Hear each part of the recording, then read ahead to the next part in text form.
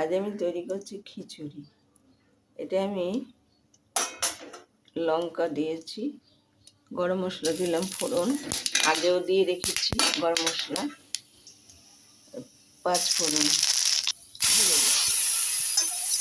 মুগের ডালটা দিয়েছি।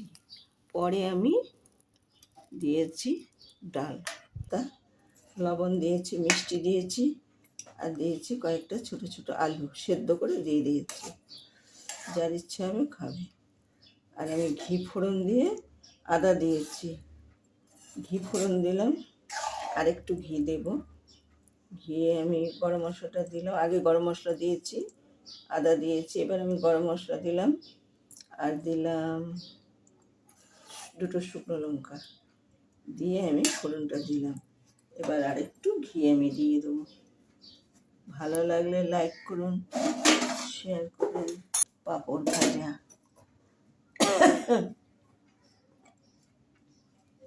আর তখন অনেকটা ঘি দিয়েছি। এবার আর আমি বেশি একটা দেবো না, অল্পই দেবো ঘিটা। লবণও দিয়েছি।